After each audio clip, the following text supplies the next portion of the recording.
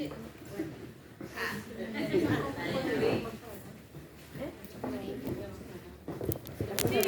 pasen, vengan más para acá, hay espacio.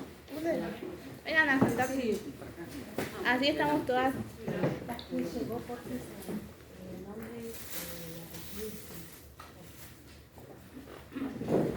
Pasen. ¿Es el micrófono también? No, creo que se escucha, ¿no? Sí. Ahí nomás.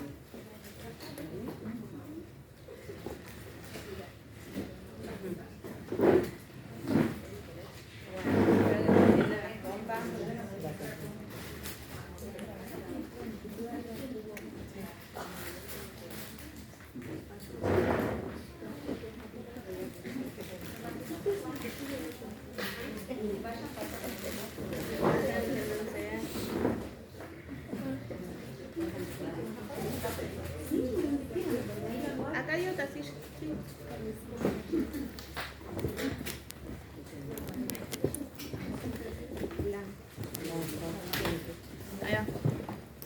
Bueno, buenas tardes, compañeras. Primero que nada queríamos agradecerles desde la Mesa Constructora de Mujeres el poder estar acá, el poder acercarse. Sé que en el día tenemos un montón de actividades y llegar a esta hora es cansador, así que súper agradecidas y contentas de la participación de todas. Nosotras hace un tiempo venimos construyendo el Frente de Mujeres con Rayen y con Rebeca, que Rebeca está llegando en un ratito y Ra no sé si nos va a acompañar, creo que estaba media complicada, pero estamos Anto, está Debo, estoy yo como la mesa constructora de provincia, y siempre apostamos a la formación política de nuestras responsables a través de toda la provincia de Buenos Aires, porque entendemos que somos dirigentes de una organización política, social, y además tenemos este plus del feminismo popular que siempre nos hace como que nos releen de alguna manera a los espacios de formación, siendo promotoras, teniendo las tareas que sabemos todas de cuidado, de siempre atender alguna situación particular de violencia, y quizás no tenemos tanto tiempo para la formación política, entonces apostamos a estos espacios con Generosa Fratasi, así que también agradecerles a los compañeros por hacerse el espacio, y nada más. Más que nada darles las bienvenidas. La idea es que podamos participar de los 4 encuentros, que lo tomemos con responsabilidad como lo venimos tomando hasta ahora, y que sea una experiencia enriquecedora para todas. Como siempre decimos las feministas, todas tenemos algo para aportar, todas sabemos y todas tenemos la experiencia de nuestras vidas y de nuestra militancia y de nuestro trabajo en cada barrio y en cada lugar de la provincia de Buenos Aires. Así que eso es necesario ponerlo en valor, es necesario reivindicar nuestra voz y es necesario validarla. Así que nada más, era eso. Espero que sea un buen espacio para todos. Bueno, muchas gracias, Tami.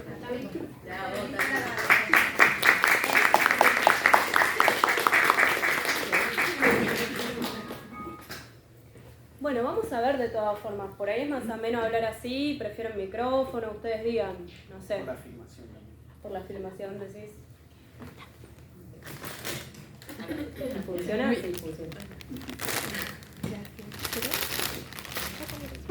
Bueno, compañeras, bienvenidas nuevamente. Sé que vienen desde puntos de la provincia de Buenos Aires muy distantes y es un día en el que se suma un nuevo día de paro, así que, bueno, nada, contemplamos todas las dificultades y los obstáculos y aún así la mayoría pudo venir y participar, así que agradecemos ese compromiso.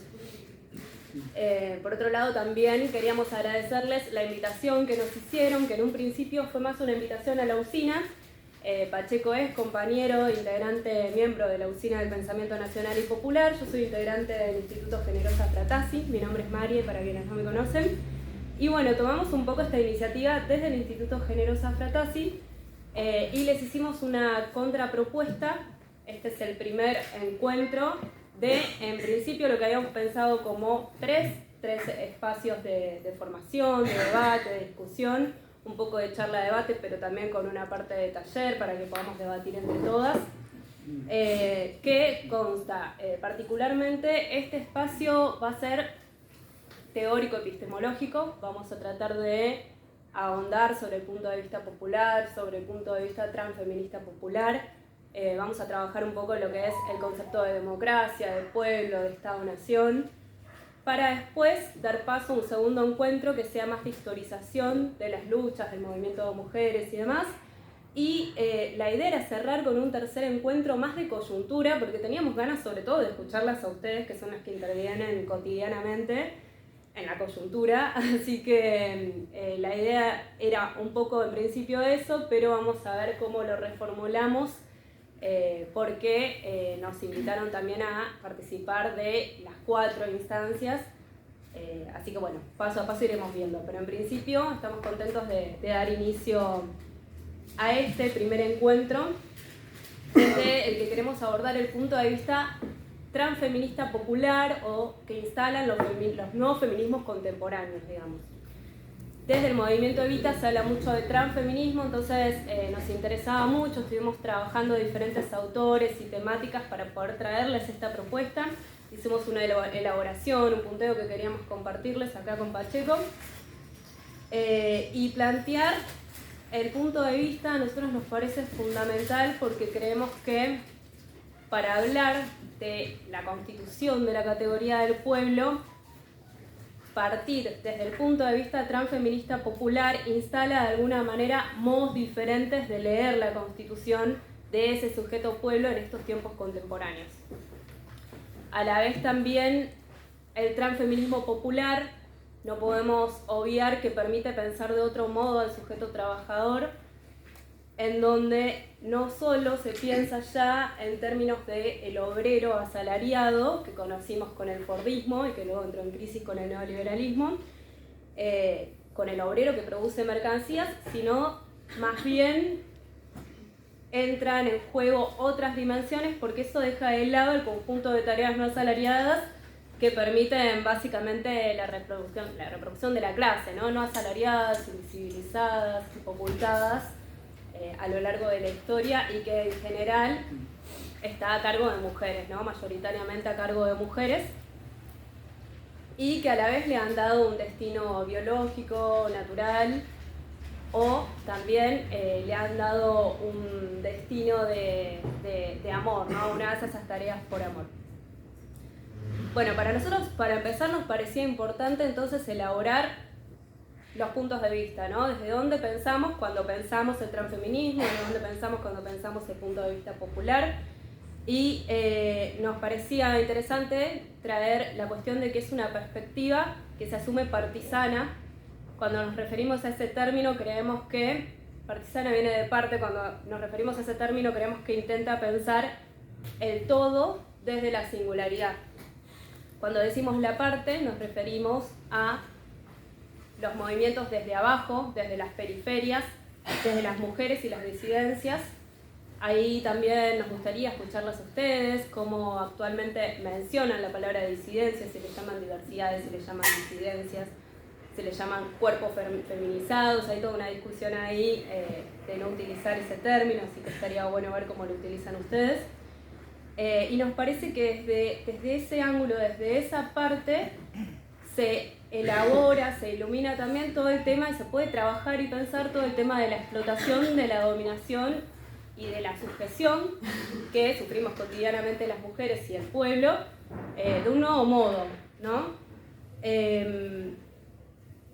a la vez también nos permite pensar, que nos parece fundamental, al capitalismo, al patriarcado y al colonialismo desde una totalidad. Si a nosotros no nos gusta separar esos términos, coincidimos más con una teoría unitaria y pensamos ya el capitalismo como patriarcal y colonial, ¿sí? No creemos que el patriarcado y el colonialismo sean resabios de relaciones sociales pasadas, sino que con la acumulación originaria que se da desde el paso del feudalismo al capitalismo como un nuevo modo de producción, ya se constituye el capitalismo como patriarcal y como colonial. Bueno, en principio hicimos un punteo como para ir esquematizando y que no quede tan holgado y demás, y para poder continuar un hilo en la verbalización, que siempre es difícil de seguir, un punteo sobre el punto de vista popular, que nos gustaría compartirles para luego profundizar en lo que consideramos que puede ser o que podemos llegar a pensar como punto de vista transfeminista popular. Para nosotros, justamente, este punto de vista popular tiene una cuestión elemental e importantísima, que es que asume que hay historia porque el orden de las cosas de cada época puede ser impugnado. En otras palabras, es lo que el clásico manifiesto comunista, si alguna lo ha leído, llama la historia como lucha de clases. Esto quiere decir que hay un orden impuesto y hay a la vez un pueblo que se anima, que es insubordinado, que se anima a ser insurrecto, que se anima a ser rebelde, a rebelarse contra todas esas condicionantes que han sido impuestas. Y básicamente nosotros lo definimos como los quienes no se resignan a vivir bajo el horizonte de propuestas heredadas. Esa lucha de clases es básicamente entre quienes detentan los medios de producción y quienes no, quienes tienen vocación de mando y quienes se rebelan ante los mandatos establecidos, quienes se niegan a obedecer los mandatos que constituyeron la historia. Y que para nosotros siempre es protagonizado por las masas populares. Esas masas populares tienen también una característica fundamental, que es que se constituyen en cada historia, en cada época y en cada lugar. Hay una categoría bastante fundamental que son las condicionantes. Hay condicionantes que hacen económicas, sociales, pero también políticas y culturales que hacen que determinadas problemáticas emerjan en cada época, pero también hacen también que se constituya ese pueblo que sepa o que impugne o que se rebele frente a esos mandatos establecidos. Y nos parece que esa es la importancia también, o desde allí pensamos la necesidad de escribir estos análisis de coyuntura en una serie histórica, digamos. Bueno, buenas tardes, compañeras. Me sumo un poco y continúo con esto que estuvimos preparando con Marie, y para que después podamos también abrir un poco a la conversación. Esta importancia del punto de vista, lo que decimos punto de vista, también en función de pensar que es una parte, como decíamos, que piensa la totalidad social, ¿no? Esto un poco porque a veces en las luchas populares aparece la idea del feminismo como parte, pero como que es una parte de un montón de luchas, ¿no? Entonces se dice lo sectorial, por ejemplo, ¿no? Bueno, aquí estamos tratando de pensarlo en otras coordenadas, ¿no? No es que el feminismo es un sector más de muchas luchas que hay en la sociedad, sino que es un punto de vista específico desde el cual pensar el conjunto social. Por lo tanto, no es de un sector. El conjunto popular puede pensar la realidad de manera feminista, ¿no? O transfeminista, ya vamos a entrar un poco en esa conversación, ¿no? Y ese punto de vista es un punto de vista a la vez clasista, digamos. Una parte de la sociedad que es la parte que trabaja, digamos, la parte mayoritaria, de la cual quedan excluidos los sectores privilegiados, ¿no? Los propietarios de los medios de producción, los que detentan los poderes simbólicos, culturales, políticos, pero también económicos, ¿no? Y ese punto de vista entonces situado, decimos, es un punto de vista de la clase en movimiento, ¿no? Es decir, es un punto de vista que no está ya fijo en la realidad, sino que hay que construirlo. Y esa perspectiva de construcción implica que el sujeto de la transformación es por lo tanto una tarea política, no es algo que ya está. No es que decimos, bueno, está el pueblo que es revolucionario, pero le falta tomar conciencia, entonces le llevamos conciencia, o es el pueblo que es revolucionario, pero en este momento está medio dormido, ¿no? Que son ideas que a veces circulan en los sectores políticos. Sino que lo que afirmamos acá es que la construcción del cambio se produce cuando se constituye un sujeto para la transformación. Y por lo tanto, ese punto de partida implica que el sujeto no está ya constituido, sino que hay que constituirlo. Y que es fundamental asumir que se constituye un sujeto del cambio en la medida en que se asume que las sociedades que conformamos están atravesadas por un antagonismo social, ¿no? Es decir, que hay una cuestión que tiene que ver con la lucha, con el enfrentamiento, que lo que hace es delimitar posiciones, demarcar posiciones, de un lado y del otro. Quienes tienen el poder y los medios económicos y quienes no, pero a la vez una cosa activa, no solamente un dato de la realidad, tienen o no tienen fábricas, por ejemplo, sino que ese punto de vista implica la construcción de un sujeto de cambio, y eso implica un compromiso cotidiano de mujeres y hombres que se ponen al hombro, ¿no?, constituir experiencias políticas para la transformación. Bueno, y en sintonía con lo que planteaba Pacheco, también entendemos, ¿no?, que el punto de vista popular, o desde el punto de vista popular, se entiende que no hay transformación política posible si no hay a su vez un sujeto social que lo lleve adelante, que lo encarne, que lo dinamice. Ese sujeto social tiene una característica particular, y es que no se define de antemano, sino que se construye en el propio proceso de lucha. Por eso también la historia como lucha de clases y la importancia de los discursos y de las intervenciones y demás. En países como el nuestro, ese sujeto tiene un fuerte eje o anclaje en la columna vertebral. En países como el nuestro porque tiene un gran desarrollo industrial, porque tiene grandes ciudades, porque los sindicatos han sido y son muy poderosos, porque tiene experiencias de organización en lugares de trabajo, porque tiene una identidad muy marcada producto del peronismo, de autoestima, ¿no? Y porque tiene en los barrios fuertes entramados comunitarios. Entonces consideramos que ese proceso de constitución de ese sujeto que puede encarnar este momento de transformación o el cambio social tiene en la clase obrera su columna vertebral, digamos. Y esa clase trabajadora nosotros caracterizamos que actualmente está escindida, a diferencia del fordismo, en dos grandes rangos, digamos, pero que de todas formas constituyen la clase trabajadora. Por un lado, el sector asalariado,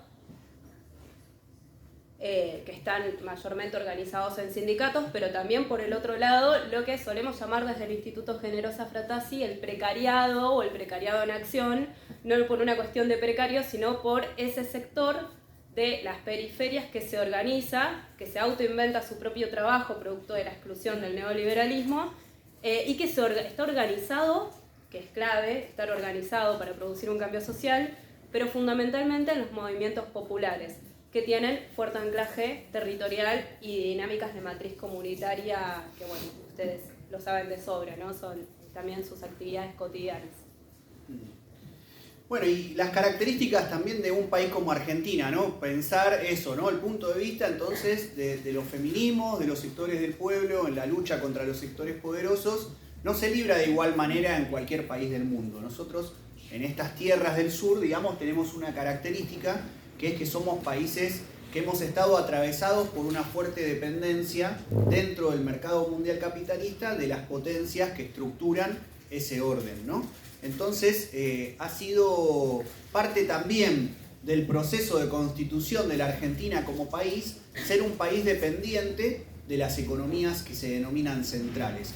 Por lo tanto, planteamos que el nuestro es un punto de vista periférico, ¿no? Porque habla desde las periferias del centro capitalista, y por lo tanto la cuestión nacional, la cuestión de la nación, que es uno de los ejes que estructuran también este ciclo de conversaciones, es un rasgo fundamental en la lucha por la justicia social. Es decir, que no podemos comprender un proceso de pelea por la justicia social si no es a la vez un proceso de emancipación nacional. Es decir, un proceso a partir del cual la Argentina pueda definir para sí misma cuáles son los rasgos, las características centrales del modelo de país, y no que dependa de los grandes centros del poder imperialista, ¿no? Del poder imperial, que son los que en general determinan cómo deben ser las cosas. Ahora, esa perspectiva nacional en un lugar como América Latina no puede pensarse, decimos, tampoco de manera desconectada de lo que acontece en los países hermanos, ¿no? Es decir, que de algún modo pensar desde un punto de vista transfeminista, popular, cómo recrear la Argentina implica a la vez recrear el imaginario de la patria grande latinoamericana, ¿no? De esa nación, de todo el continente, que se plante frente al imperialismo, frente a los sectores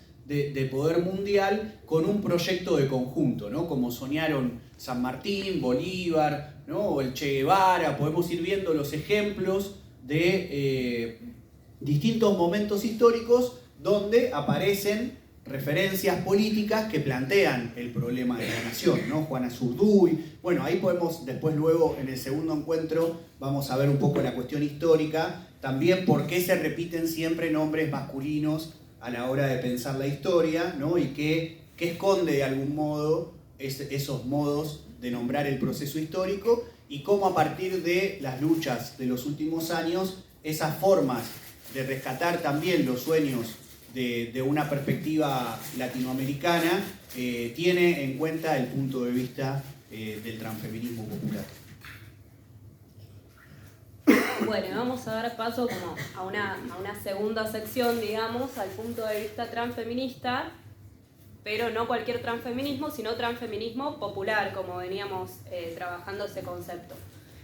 ¿Y por qué? Porque todas saben que solemos llamar feminismos o movimientos feministas justamente porque en su interior conviven muchas corrientes y dentro de las cuales también hay corrientes liberales, incluso lo liberal es transversal muchas veces a lo popular, por eso hay que estar muy atentas, ¿no? A los discursos, a lo que una dice, a lo que una construye y demás, colectivamente.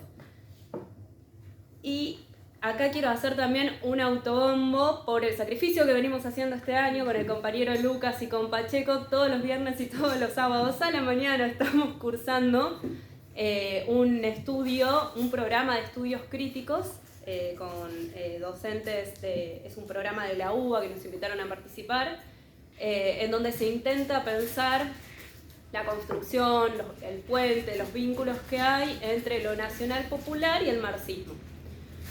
O desde el marxismo pensar, ¿no?, lo nacional popular. Entre esos cursos hay uno particularmente que se trató y abordó la cuestión de feminismos revolucionarios o feminismos para el 99%. Entonces, para este apartadito usamos sobre todo autoras que quizás las escucharon nombrar o las leyeron, que son una máquina de producir conocimiento y teoría y escriben todo el tiempo y una se contesta a la otra, que son Nancy Fraser, Cynthia Arruza, no se debe mencionar así su nombre, sí, son yanquis, así que no creo que se mencionen de esta manera. Bueno, Silvia Federici, que se toma mucho en los feminismos populares, Verónica Gago, bueno, son diferentes autoras que nos ayudan a teorizar desde el feminismo y a pensar los nuevos modos de explotación y de apropiación y de acumulación del capital y los modos en que produce a su vez también subjetividades en la actualidad, digamos, desde el neoliberalismo en adelante.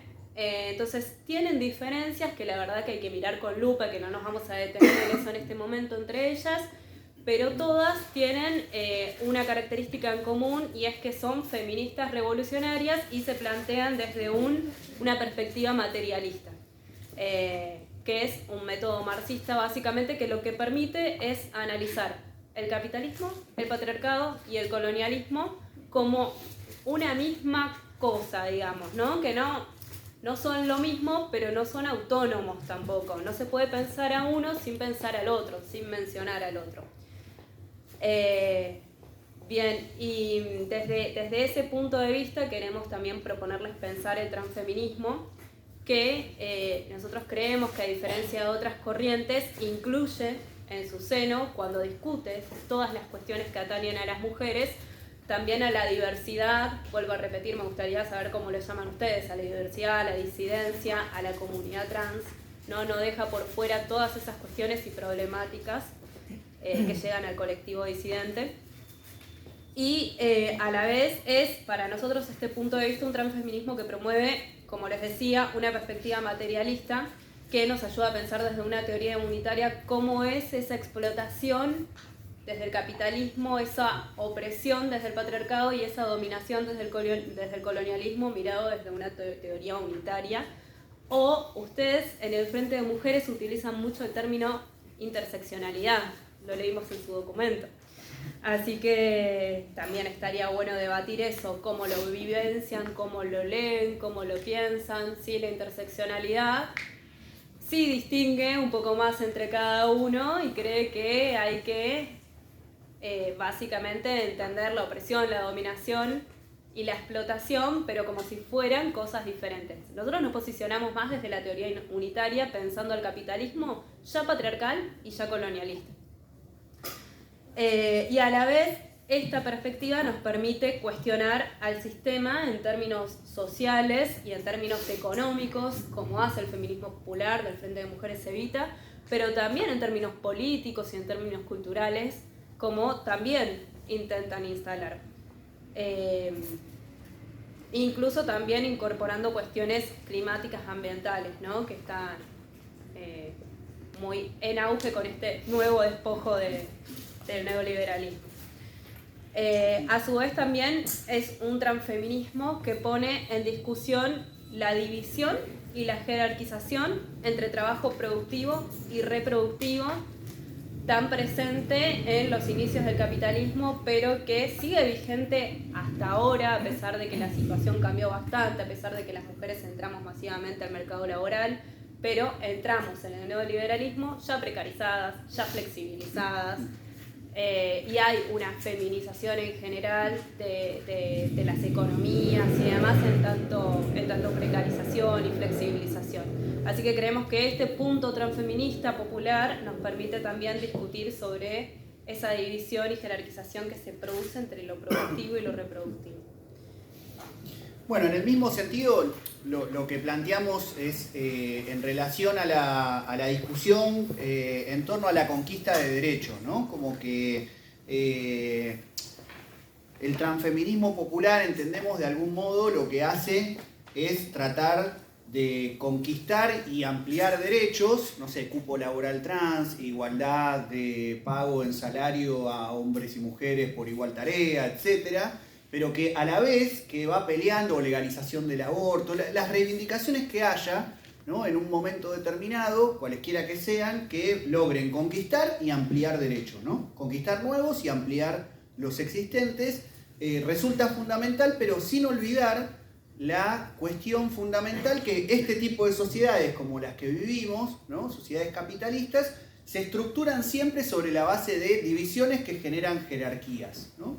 Entre trabajo productivo y trabajo reproductivo, y que producen también explotación y dominación de las amplias masas populares. Entonces, si bien se buscan obtener mejoras en el contexto de las sociedades en las que vivimos, no olvida nunca que en el fondo lo que está presente es la discusión sobre la jerarquía misma, ¿no? Es decir, que mientras se buscan de algún modo reducir los males, se busca erradicar los males, ¿no? Entonces, eso, a diferencia de lo que quizás puede ser un feminismo liberal o un reformismo político, ¿no? Que dice, bueno, vamos cambiando de a poquito algunas cosas como para que el mundo no sea tan injusto, el punto de vista del transfeminismo popular no deja de hacer eso, dice, sí, mejor, si hay un poquito menos de injusticia, mejor, pero no olvidemos las causas que generan esas injusticias. Y entre las dinámicas que aparecen como parte fundamental de las injusticias que genera este tipo de sistema, está el despojo que realizan las grandes empresas sobre los recursos, ¿no? Sobre la tierra. Entonces, de nuevo, el punto de vista situado, ¿no? En nuestra América, sobre todo, las grandes potencias europeas pudieron hacer todo el desarrollo industrial que hicieron porque conquistaron estas tierras, ¿no? Y produjeron esa situación de la conquista de América que les permitió obtener un montón de recursos. Bueno, toda esa historia, decimos, no es solo una historia de hace 500 años, sino que cotidianamente se reactualiza con las potencias que en la actualidad vienen por nuestros recursos y conquistan la tierra así como se conquistan los cuerpos de las mujeres, ¿no? Entonces, el punto de vista transfeminista popular en algún punto también es un punto de vista ecologista y que pone en discusión esta sensación voraz, ¿no? de las empresas privadas de tratar de conquistar la tierra y todos sus recursos. Bien, y a su vez ponen también la lupa en la reproducción social estos feminismos, porque lo que intentan demostrar es que el modo de acumulación actual en el neoliberalismo es la apropiación del trabajo en forma gratuita, en forma precarizada, flexibilizada, informal, y es a la vez feminizado y racializado. Y hay una contradicción bastante grande, ¿no? Porque esa reproducción social, por un lado, es desvalorizada, pero por el otro lado es fundamental para la valorización del capital. Entonces, no se entiende, ¿no? Y a la vez también plantean que el neoliberalismo lo que hace es profundizar ese modo de acumulación sobre trabajo reproductivo, pero que la crisis del neoliberalismo, que comienza a partir de los 90, y la pandemia, que ustedes la vivieron en la calle todos los días, lo que hicieron fue extenderlo a todo el mundo del trabajo y del entramado social. Por eso nos parece que desde esta perspectiva transfeminista y popular, lo que se intenta es recuperar un horizonte frente a la restricción que impone el neoliberalismo sobre los proyectos vitales, ¿no? Hay una restricción de proyección que impone la lógica neoliberal. Esta perspectiva de transfeminismo popular va a contramano, integra todo lo que el capitalismo neoliberal constantemente intenta romper. Yo hace unos días entrevisté a Caro Brandaris y ella recordaba una entrevista que le habían hecho a Leo Grosso en C5N cuando estaba toda la discusión sobre planes sociales versus programa Potenciar Trabajo, y en donde él le comentaba al periodista que el programa en sí solo no te festeja el cumple, no te limpia los mocos, no te ata los cordones, son los trabajadores y las trabajadoras que constantemente intentan tejer y entretejer ese entramado social que constantemente el neoliberalismo intenta romper. Entonces en eso también creemos que es un punto de vista que va a contramano de la cultura neoliberal, ¿no? Y a la vez también es una perspectiva que amplía la noción de los sujetos protagonistas de la lucha.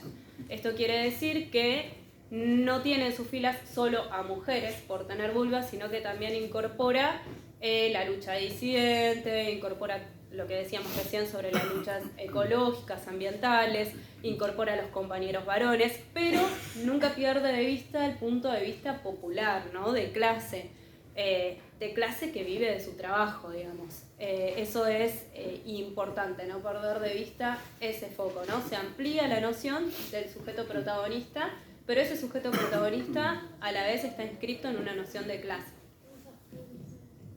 Bueno, y por último, respecto de este apartado del transfeminismo popular, queríamos subrayar la importancia que tiene también la perspectiva de lo que en algunos casos se denominaba la liberación sexual, o en un lenguaje más filosófico, los devenires de las minorías, y de paso aprovechar un poco, ya que estamos en un espacio de formación y debate, como para despejar algunos lugares comunes que a veces se le ponen a este tipo de posiciones, ¿no? Entonces, subrayar de algún modo que el patriarcado también genera una norma a partir de la cual se estructura la sociedad, y que esa norma establece qué es lo que está bien y lo que está mal, qué es lo bueno y qué es lo malo, y que de algún modo un proyecto de emancipación que parta de un punto de vista transfeminista popular tiene también en su agenda la liberación sexual, y por lo tanto poner en discusión esa norma tal como se presenta en términos mayoritarios. Y que esto no tiene que ver con, en todo caso, las orientaciones que cada persona puede tener, digamos. No es una discusión de qué le gusta a cada uno, sino que es una discusión de aquello que la sociedad en principio establece como una norma, y sobre ella opera divisiones y cancelaciones, ¿no? Y represiones, y cómo de algún modo el punto de vista transfeminista popular lo que trata de hacer es de liberar las energías para que las personas puedan realizarse también en el plano sexual, y que cuando se dice las luchas de las minorías no es porque sean pocas personas, sino que tiene que ver con aquellas personas que pueden experimentar en sus vidas la capacidad de sustraerse, de correrse de lo que es la norma mayoritaria, que establece lo que está bien y lo que está mal. Y en ese sentido queríamos rescatar, si bien el encuentro del día de hoy tratamos sobre todo de trabajar sobre algunos argumentos teóricos y no tanto de experiencias históricas, lo que fue la experiencia del Frente de Liberación Homosexual en los años 70 en la Argentina, a partir de un texto de Néstor Perlonger, que es un poeta, escritor, ensayista, que fue fundador de esa experiencia política y que expresó lo siguiente: un movimiento anticapitalista, antiimperialista y antiautoritario cuya contribución pretende ser el rescate para la liberación de una de las áreas a través de las cuales se posibilita y sostiene la dominación de la mujer y del hombre por el hombre, en el convencimiento de que ninguna revolución es completa y por lo tanto ninguna revolución es exitosa si no subvierte, si no cambia, si no transforma la estructura ideológica íntimamente internalizada por los miembros de la sociedad de dominación. Y rescatar también todo ese trabajo que de algún modo el FLH buscó trazar en alianza con las feministas de la época, ¿no? Constituyendo una mirada que fue bastante novedosa para la época y que de algún modo hoy es retomada por muchos de los colectivos y de las experiencias y los grupos que tratan de trabajar sobre la perspectiva del transfeminismo popular. Bueno, un poquito se los comenté al principio, la idea de este encuentro, que es teórico, fundamentalmente es dividirlo en 3 partes. Hasta ahora, vamos a ver si le metemos un poquito, no sé en qué hora estamos, pero hicimos una primera parte que es fundamentalmente el punto de vista popular y el punto de vista transfeminista popular. Y ahora vamos a comenzar a abordar la segunda parte, que la titulamos La clase del pueblo. Y acá me parecía importante también hacer como una pequeña introducción, porque entendemos, nos ha llegado el rumor de que en el Frente de Mujeres suelen hacer actividades solo de mujeres. Es así, ¿no? O en general las actividades de formación, los encuentros y demás suelen ser entre ustedes.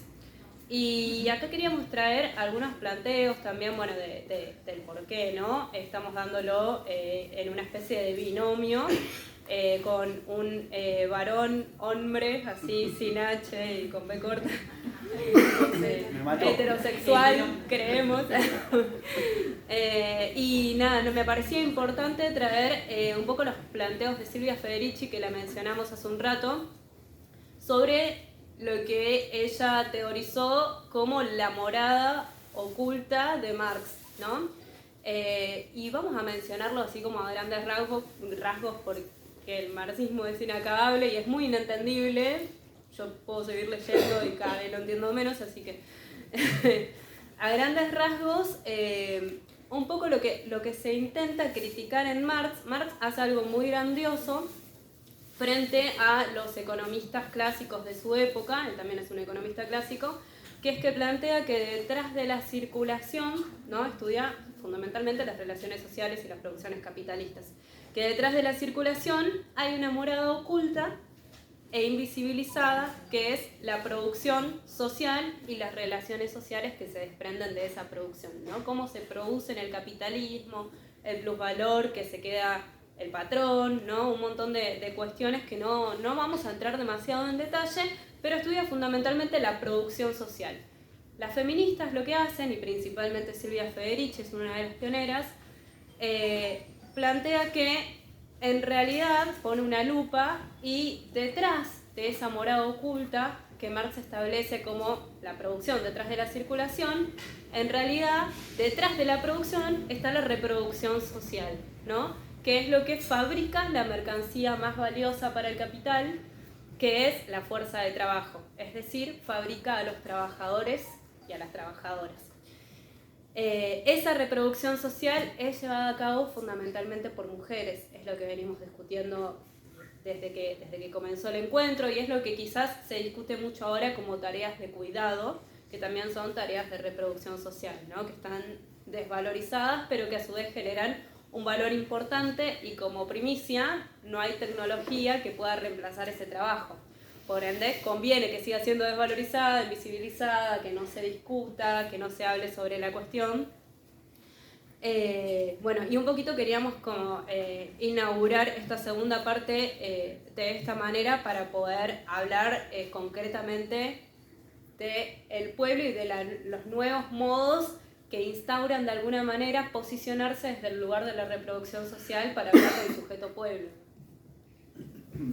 Bueno, y ahí cuando decimos, ¿no?, feminismos populares, transfeminismo popular, en el fondo siempre lo que está es el concepto de pueblo, ¿no? Entonces, bueno, un poco meternos un cachito más en eso, ¿no? Decir, bueno, ¿qué es el pueblo, ¿no? ¿Cómo caracterizarlo? Y bueno, entonces hicimos hincapié en que el pueblo tenía que ver con una construcción, con una puesta en movimiento de los cuerpos que se organizan, que luchan. Y decimos, bueno, es también una experiencia compartida de prácticas, de ideas, pero también de sentimientos, de anhelos, ¿no?, de sueños. Y eso siempre se hace, esa experiencia, ¿no?, ese compartir sentimientos, prácticas, sueños, anhelos, deseos, siempre se hace en un momento histórico determinado en el cual aparecen ciertos condicionamientos, ¿no? No es lo mismo nacer en Palermo que en San Francisco Solano, en una familia empresaria que en una familia laburante, en una familia laburante con oficios que en una familia laburante sin oficios, etcétera, etcétera, ¿no? Entonces decimos, el pueblo se constituye a sí mismo, pero siempre lo hace en un contexto que no elige, ¿no?, que hereda.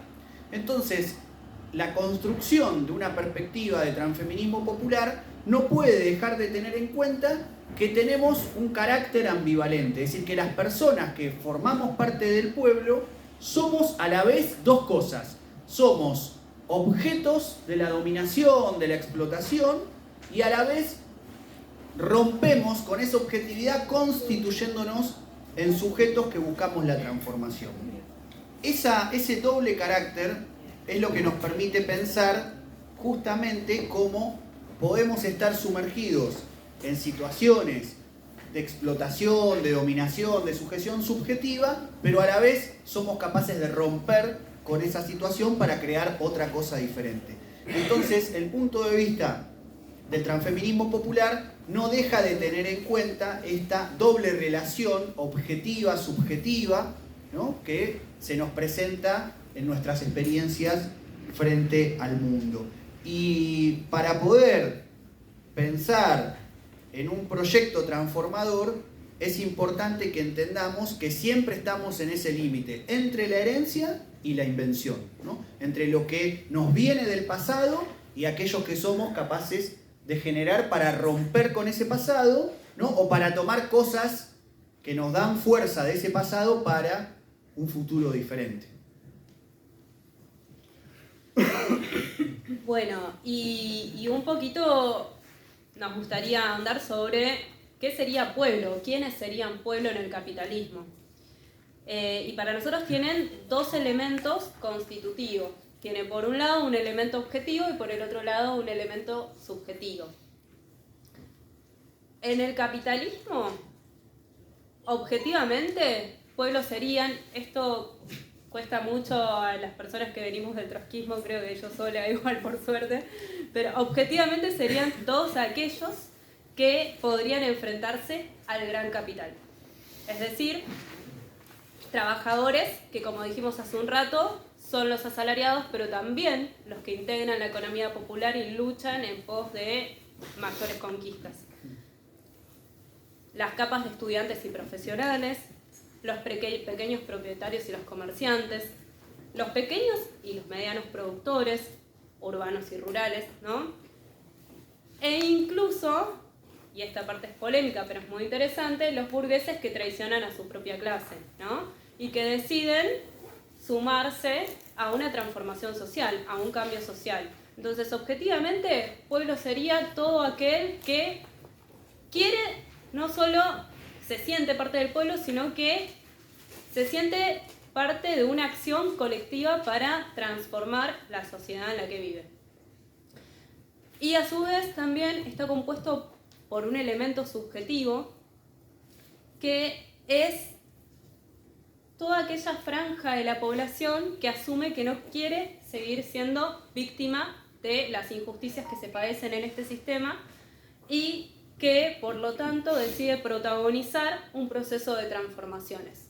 Es decir, son todos esos elementos más simbólicos, afectivos, sentimentales, que hacen que uno se comprometa con una causa y que a la vez también saque la conclusión de que lo que le molesta, lo enoja, lo indigna y que en principio es más individual o más personal, ¿no? Bueno, no estoy llegando a fin de mes con mi familia, me echaron del laburo, bueno, que eso lo pueda plasmar en algo colectivo, que pueda vislumbrar que en realidad no es algo que pasa en su familia, que no es algo que le pasa a la persona en sí, sino que es algo que está sucediendo colectivamente y que para transformarlo hay que organizarse colectivamente.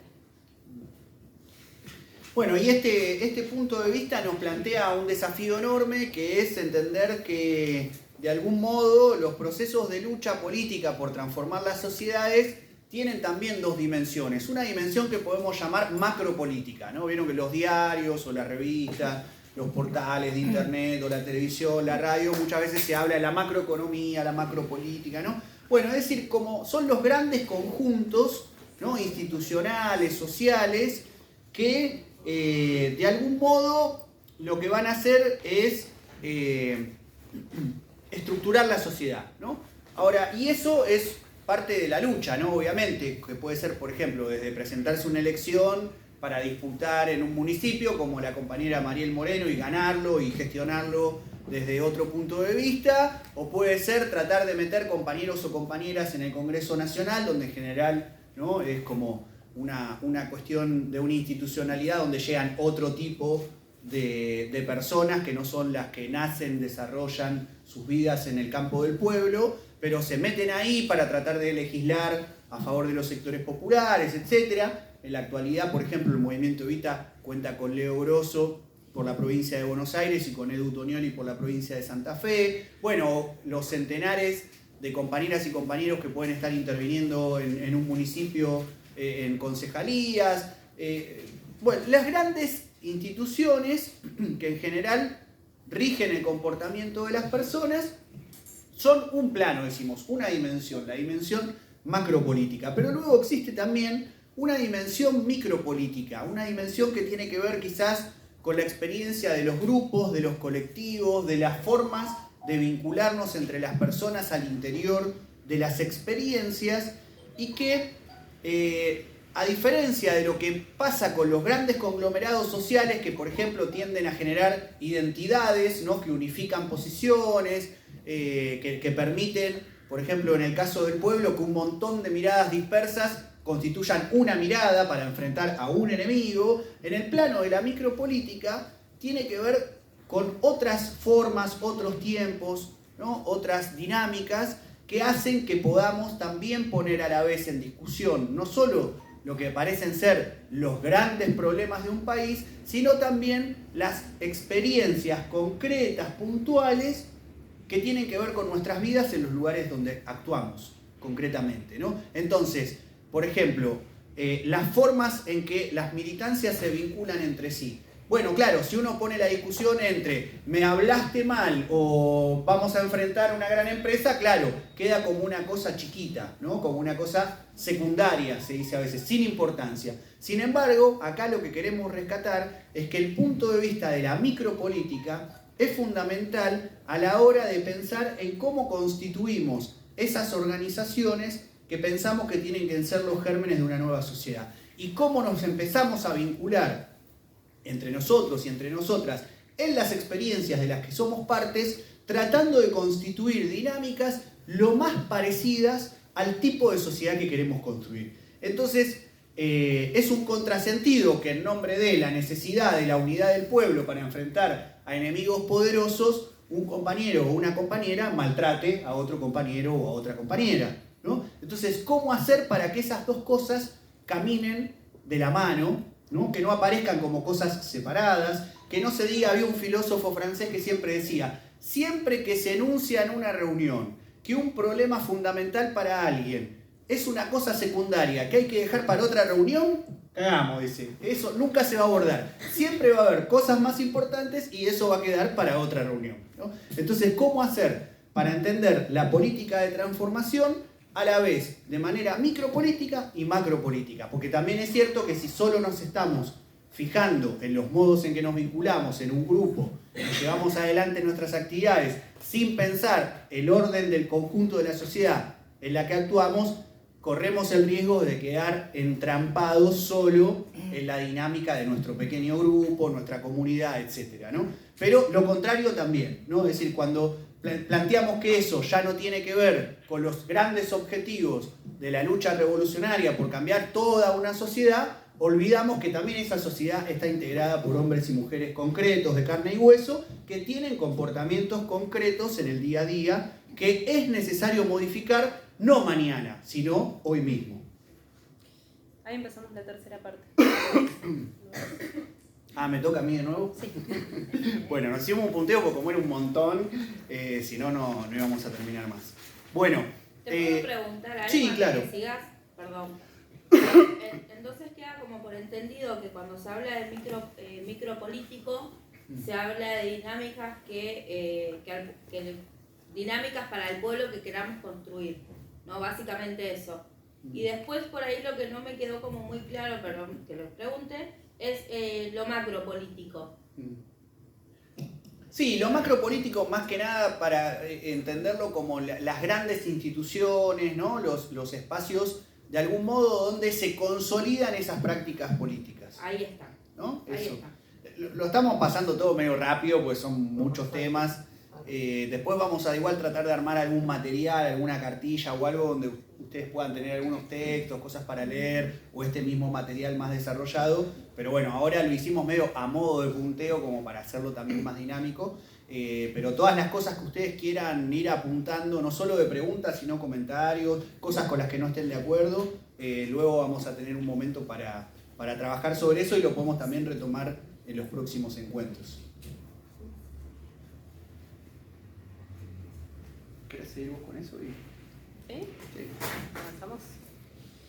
Bueno, y como una tercera etapa habíamos pensado en traer algunas reflexiones sobre la democracia, sobre el Estado y sobre la nación. Y a la vez, si bien este encuentro lo pensamos sobre todo teórico, queríamos traerles, para hacerlo más dinámico, algunas experiencias de democracia en otros países de nuestra América, para socializar y para compartir con ustedes que nos parecen bastante importantes. ¿Querés decirlo del principio o avanzo? No, avanza. Dale. Y nos parecía importante también para contraponer a lo que se conoce como democracia liberal, ¿no? Estos ejemplos creo que son bastante claros de participación colectiva, comunitaria y popular.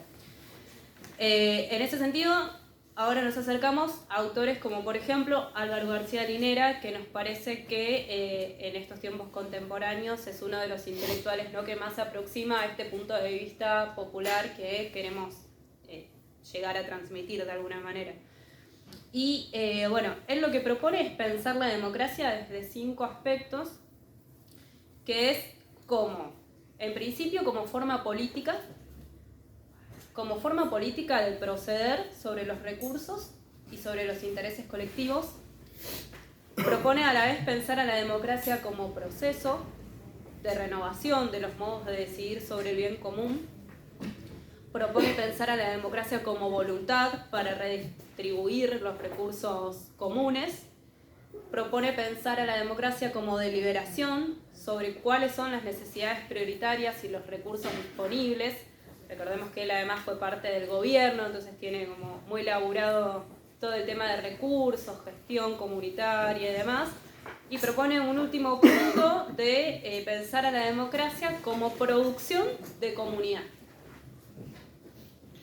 Bueno, y la cuestión de la comunidad aparece en el centro de la escena de cómo pensar de una manera diferente la democracia, ¿no? La democracia liberal se caracteriza por pensar un régimen de individuos, ¿no? Los individuos que van a votar, individuos que son, se supone, iguales ante la ley, Y sin embargo, con el paso de las décadas, de los años, se ha demostrado que esas formas de entender la democracia son profundamente desiguales, ¿no? Entonces, toda la cuestión de la comunidad, de lo comunitario, de lo común, empieza a estar en el centro de la escena, así como estuvo no solo en América Latina, en los pueblos originarios, sino incluso en Europa, cuando se produjeron los grandes levantamientos obreros y las revoluciones, por ejemplo, como la Comuna de París, en 1871, ¿no? Los obreros y sus familias se insurreccionan en París, toman un gobierno, durante 40 días lo sostienen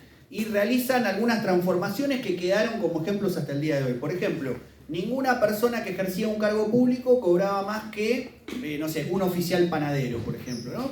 Se instaló la consigna de Iglesia y Estado, asuntos separados, ¿no? Que les debe resonar bastante. Es decir, cada quien que tenga la religiosidad que quiera, pero que la Iglesia como institución no se meta en regular las formas de educación y las formas que tienen que ver con la vida cotidiana de las personas.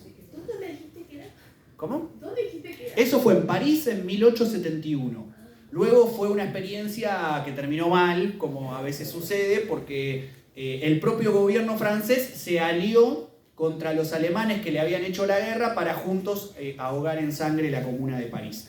Hay en internet también dando vuelta algunos videos de una serie televisiva francesa que estaba muy buena, de ficción, que recomponía un poco cómo fue la experiencia de la Comuna.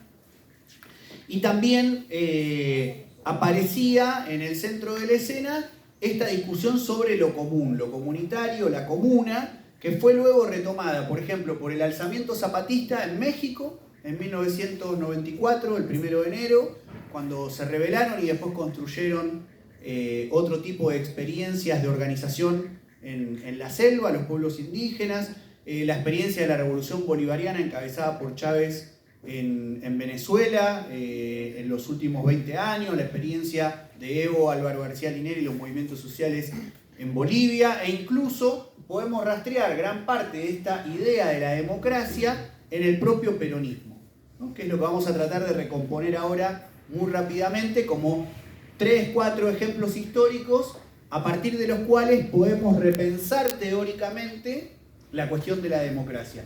También, un poco volviendo hacia el inicio, el punto de vista popular, transfeminista popular, es el punto de vista, decíamos, de la clase en movimiento. Es decir, de los sujetos que se organizan, luchan y se ponen en movimiento. Por lo tanto, la producción de conocimiento también tiene que ver con esos procesos de lucha y de organización de los pueblos que van gestando a través del tiempo, ¿no? Es decir, que no se genera conocimiento, teoría, desde un laboratorio donde un grupo de intelectuales se encierran a pensar, sino que todo el trabajo de investigación, de escritura, de elaboración de conceptos, tiene que partir de esas realidades donde los pueblos luchan por modificar su situación. Entre ellos el pueblo mexicano, el boliviano, el venezolano y también el pueblo argentino en la experiencia peronista. Bueno, y el pueblo cubano, ¿no? Que es uno de los ejemplos que también quería mostrarles. ¿Necesitan algo? Estoy preguntando si alguien quiere agua, perdón. No, ¿querés usar el micrófono? Bueno, en la Revolución Cubana particularmente, hasta la actualidad, bueno, que todos sabemos que abrió una puerta, ¿no?, de posibilidad, de horizonte, en donde demostró que una revolución podía ser posible, y no solo podía ser posible, sino que podía llevarse a cabo en el patio trasero del imperialismo yanqui. Y hasta la actualidad funcionan los CDRs, que son los Comités de Defensa de la Revolución, que lo incorporan. Mayores de 14 años, está integrado por el 94% de la población y se encargan de la limpieza de calles, de la basura, de la seguridad por las noches y del mantenimiento de edificios. ¿Vamos a meter un poquito de eso? Sí, bueno, no, brevemente para rescatar la experiencia zapatista, ¿no? Esta idea de un mundo donde quepan muchos mundos, como dice el zapatismo. Ellos se alzaron en armas, no tomaron el poder como pasó en Nicaragua en el 79 o en Cuba en el 59, sino que constituyen una experiencia que funciona dentro del Estado mexicano, que como todas sabemos es un Estado narco, donde hay un montón de muertes todos los días, etc. Pero ¿dónde está el zapatismo? Ellos manejan sus propios jardines para las infancias, sus colegios, sus centros de salud, sus centros recreativos, su producción, su comercialización, y también lo que denomina la experiencia de los caracoles y las juntas de buen gobierno, que son formas de organizar la comunidad más parecido a la experiencia de la Comuna de París o a la experiencia ancestral de los pueblos originarios de nuestra América que al modo moderno europeo de las democracias representativas que rigen la mayoría de los países del mundo, ¿no? Esto lo rescato porque a veces el zapatismo quedó como una experiencia romántica de los que hablan con lenguaje poético o como un pequeño grupo de indígenas en el sureste mexicano, nada más, que es cierto, no tomaron el poder en todo México y transformaron todo México, pero nunca dejaron de elaborar dos consignas y sostenerlas. Una es un México un México para todos, y todas diríamos hoy, en 94 se decía para todos, y luego la otra que es un mundo donde quepan muchos mundos. Es decir, que el zapatismo como experiencia busca, ¿no?, la transformación total de la sociedad mexicana y también la transformación de la experiencia en todos los países del mundo. Y no es menor que hay personas que han nacido dentro de la experiencia zapatista y que hoy son adultos, tienen hijos, hijas y siguen al interior de la experiencia zapatista, ¿no? Es decir, que si viene una experiencia chica en un lugar específico, esa experiencia sigue hasta el día de hoy. Si uno va hasta ahí, la puede conocer, ¿no? Y que es uno de los gérmenes que apuntan a construir también una comunidad diferente al modo en que se organizan las democracias representativas. Bueno, y otro ejemplo... Que comentamos que también México es un país muy grande y en todos estos últimos años el narcotráfico ha crecido muchísimo, ¿no? Yo he leído sobre el zapatismo, me encanta, pero exactamente ha quedado tan disminuido y avanza que las drogas como ha avanzado en otros lados, como en otros países, ¿no? Como Colombia, como en otros lados. Es terrible. Sí, es un escenario político muy complejo. Sí. Bueno, y otro ejemplo emblemático que queríamos traerles es el de la Revolución Bolivariana, para hablar sobre democracia, que básicamente desde 1999, que es cuando Chávez asume su presidencia, se planteó la necesidad de desarrollar una Asamblea Nacional Constituyente que después del intento de golpe de Estado del 2002, que fue frustrado, el chavismo se radicaliza y asume como propio el proyecto de socialismo del siglo XXI. A la vez, impuso como lema la democracia participativa y protagónica del pueblo. Y en 2006, que es muy importante, aprueban la ley, aunque sin rango constitucional, que eso es un poco como nos pasa acá en Argentina con la IBE o ILE, ¿no? Que se aprobó legalmente, no solo socialmente, sino legalmente, pero no está registrada en nuestra Constitución Nacional, que es la Ley Suprema del Estado. Entonces, en muchas provincias y lugares pueden agarrarse de que es una ley inconstitucional. Pero bueno, Venezuela es otro país, otro tipo de democracia, hubo una revolución bolivariana y en 2006 aprueban esta ley que es de los consejos comunales que agrupan entre 150 y 350 familias en área urbana y que se ocupan de la economía popular, de la vivienda y el hábitat, de la infraestructura, de la educación, del deporte y de la cultura, de la comunicación, de la justicia de paz y de la seguridad. Esos consejos comunales, a su vez, se integran en comunas y desde ahí promueven actividades de producción, distribución y consumo a escalas mucho mayores. A su vez, los consejos comunales se constituyen, son básicamente una organización complementaria a los municipios, que también le da un rango bastante distintivo. Bueno, y junto con la experiencia de la Revolución Bolivariana, que para quienes no conocen, decimos muy breve, en el 99 Chávez se presenta a elecciones, gana, en 2002 le dan el golpe y a partir de ahí empiezan como a constituir lo que ellos denominan el proceso de la Revolución Bolivariana, que años más tarde encuentra en Bolivia, ¿no?, en 2005-2006, una experiencia hermana, digamos, en el sentido que no es un gobierno progresista más, como pudo haber en Argentina con el kirchnerismo, en Brasil con Lula del Partido de los Trabajadores, o con el Frente Amplio en Uruguay con Mujica, etcétera, sino que constituyen procesos que llegan al Estado para transformar radicalmente al Estado, la Constitución, y pararse desde la experiencia de los movimientos sociales. Chávez, cuando asume, dice: juro por esta moribunda Constitución Nacional, y luego la modifica y transforma en el Estado. Y en Bolivia se produce una cosa rara, que es que lo que se conoce como el MAS, el Movimiento al Socialismo, en realidad no es un partido político más, como podía haber otros, de derecha o de izquierda, liberales o revolucionarios, sino que se plantea como instrumento político de los movimientos sociales. Un poco con la idea zapatista también de mandar obedeciendo, ¿no? Es decir, ¿quién manda? Manda la comunidad. ¿Quién obedece? Obedece el dirigente, obedece el partido político, ¿no? Y en la experiencia boliviana, lo que tuvo también muchas fuerzas fue toda la historia del movimiento indígena, ¿no? Como sabemos, Bolivia es un país profundamente indígena, donde persistieron muchas tradiciones, a diferencia de otros países donde la derrota de la lucha indígena fue tan grande que borró, ¿no? El colonialismo borró un poco todos esos saberes ancestrales. En Bolivia no, y la transformación de la Constitución y del Estado hicieron que hoy el Estado sea un Estado plurinacional, es decir, donde las naciones indígenas tienen un estatuto legal, al punto de que hay zonas en donde la justicia indígena legalmente es reconocida al igual que la legislación del Estado, ¿no? Entonces eso lo ponemos también como ejemplo para poder ir pensando cómo desde un punto de vista transfeminista popular en la Argentina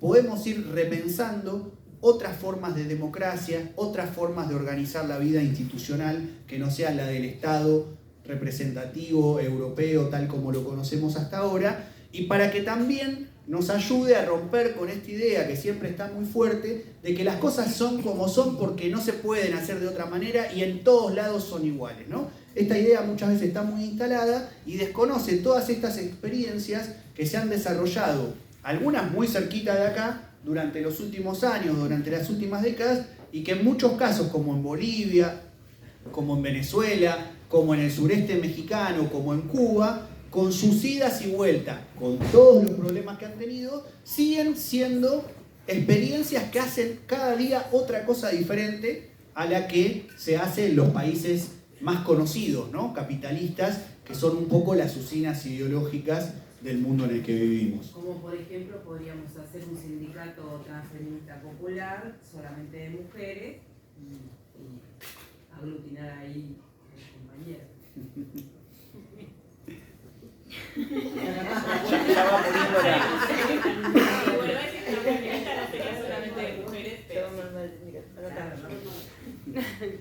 La tiró como opción. Picada.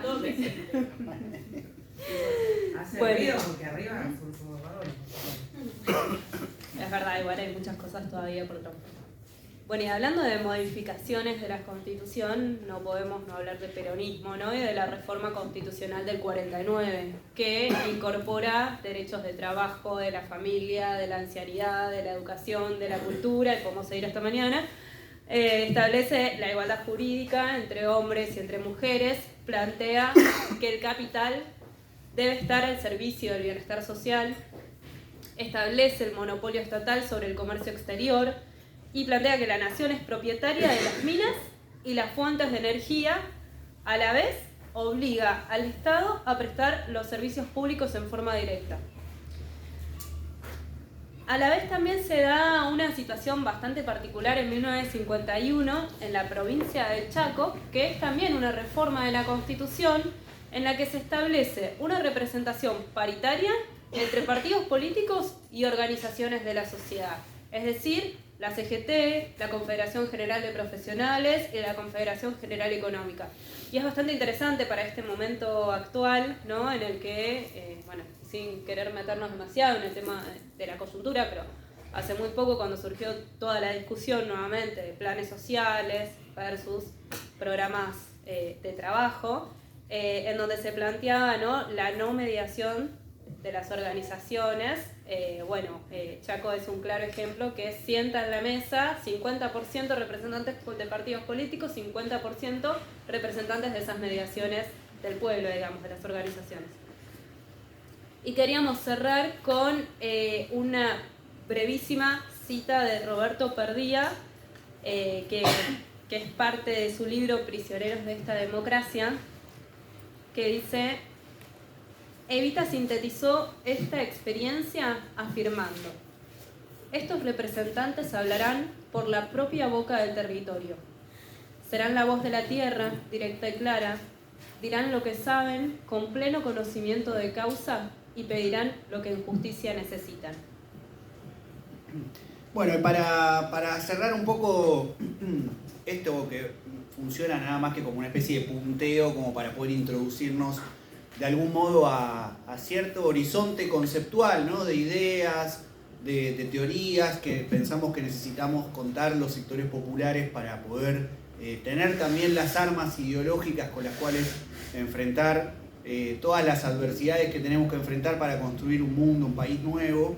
Queríamos rescatar un poco la idea de nación, ¿no? Es decir, cómo desde un punto de vista transfeminista, popular, ¿no? Con todo lo que estuvimos viendo, somos capaces de repensar la democracia, el Estado, pero también refundar la nación, ¿no? Forjar una Argentina desde abajo como tarea fundamental también de las luchas cotidianas. De nuevo, un poco volviendo a esto de lo micro y lo macro, ¿no? Como que a veces, ¿no? Pretenden que nuestras experiencias se encarguen, sí, del comedor, del merendero, de la cooperativa, de la violencia contra las mujeres, de las prevenciones de situaciones de consumos problemáticos, etcétera, y en el etcétera digo todo lo que hacemos, ¿no? Cotidianamente. Ahora, a la hora de pensar la política, la nación, como el país, ¿no? Ahí ya no, mejor ustedes no se metan, ¿no? Ahí ya quedamos del otro lado. Ahí ya quedamos del otro lado, afuera, ¿no? Entonces, a partir de eso es que queremos rescatar un poco esta idea tan importante en nuestra historia política, que tiene que ver con lo nacional popular, ¿no? Es decir, cómo a partir de los últimos años, por ejemplo, en los años de los gobiernos de Néstor y Cristina, vieron que el nacionalismo en general se decía nacionalismo popular revolucionario. Después de la dictadura y de todos los procesos en el mundo que fueron derrotando las revoluciones, medio que lo revolucionario fue quedando de lado, ¿no? Cada vez se habla menos, hasta que los feminismos en gran medida volvieron a instalar la idea, ¿no? De la revolución feminista, la revolución de los cuerpos, la revolución de las mujeres, etc. Entonces quedó el nacionalismo popular, o lo nacional popular. Y durante los gobiernos de Néstor y Cristina vieron que de a poco se fue instalando una consigna que era nacional popular, democrático y feminista. Que uno puede decir, bueno, ganamos en un punto, ¿no? Democrático contra ciertas ideas más autoritarias que quizás estaban presentes en los 70, feministas, que tenía poco, muchas veces el planteo revolucionario de feminista, y fue quedando como un poco olvidada la cuestión de la revolución, y quizás ahora, con la impronta de los feminismos en los últimos tiempos, se empezó a recuperar. Pero muchas veces hablamos de lo popular, feminismos populares, transfeminismo popular, economía popular, ¿no? Ecologismo popular, y olvidamos la nación, ¿no? Como que pudiésemos construir experiencias populares en una nación injusta. Entonces, a partir de un poco toda esa larga historia que tenemos en la Argentina con el peronismo, pero incluso antes, ¿no? Con las luchas del movimiento obrero cuando armaron los primeros sindicatos, con las montoneras federales, con los malones, con las insurrecciones por la independencia nacional, etc. Rescatar un poco cómo, a partir de la experiencia de los transfeminismos populares, podemos repensar la nación. Y la nación como una parte del mundo que queremos cambiar, pero también la nación como la totalidad de lo que puede unificar a las diferencias que están presentes en una experiencia de un país como Argentina y de todos los países. Y ahí quisiéramos rescatar dos o tres cuestiones, ¿no? Que tienen que ver, en primer lugar, como ya decíamos, que no podemos pensar un horizonte de transformación para la Argentina si no es en relación con nuestros pueblos hermanos de América Latina, que América Latina, incluso en un nuevo orden mundial como el actual del capitalismo neoliberal, no puede pensarse de manera aislada de otros procesos que acontecen en otros lugares del mundo, y que para eso es necesario constituir una voluntad que enfrente a los países imperialistas y que pueda, de algún modo, disputar la nación, disputar la idea de patria a partir de una perspectiva desde abajo, desde las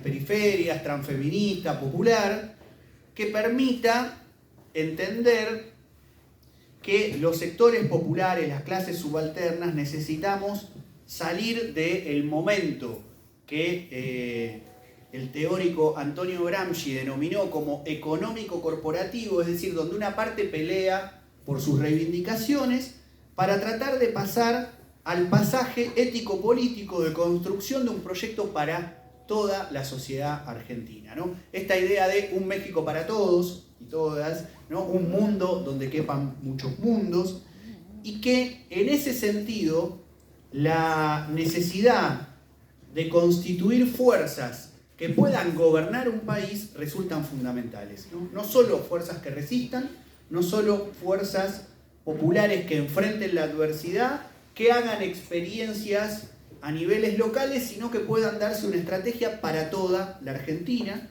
y que esa estrategia para toda la Argentina sea una estrategia que pueda entender que en países periféricos necesitamos cobrar mayores márgenes de autonomía frente a los poderes económicos transnacionales, y que esa autonomía la vamos a ir conquistando también en la relación con otros pueblos del mundo. Como fue aconteciendo también hace algunos años nomás, con las propuestas que fueron surgiendo de la oleada progresista, con proyectos que tenían que ver, ¿no?, con unificar cierto mercado, con generar, incluso Chávez había planteado una moneda única latinoamericana o un banco de crédito para el desarrollo de nuestros países, hasta cuestiones culturales de intercambio de experiencias, de producción, de consumo, de distribución, y que todo eso necesitamos hacerlo como parte de nuestras tareas políticas cotidianas. Es decir, que es tan importante el trabajo que podemos hacer en un barrio, en un frente, en una actividad concreta con un pequeño grupo, como darnos las estrategias para refundar la Argentina, para recrear la patria grande latinoamericana y para cambiar las correlaciones de fuerzas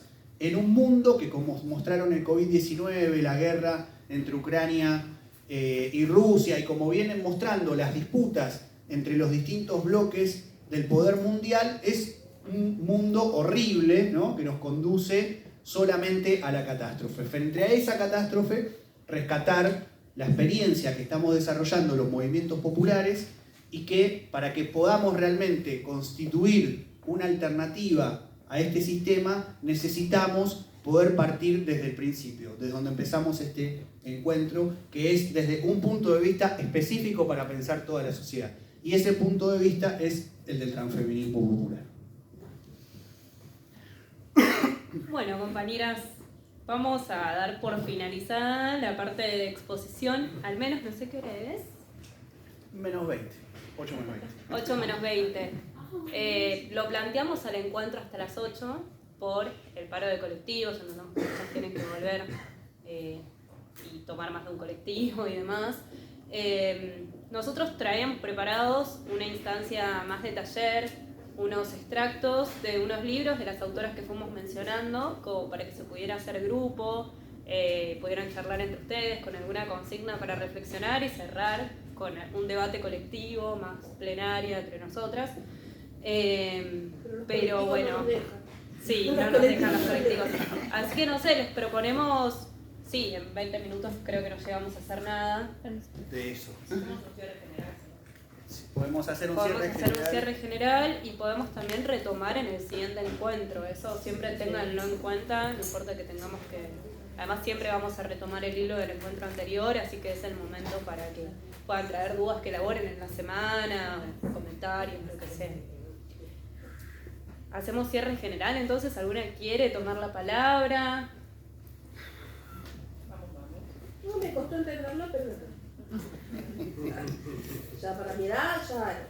¿Y querés contarnos por qué te costó entenderlo? Porque eso nos sirve a nosotros también para... Yo soy una persona que le gusta mucho la política, recién ahora, hace 2 años que estoy en un comedor, me interesa la política, la historia, sigo mucho de información, o sea que hay en todos lados, pero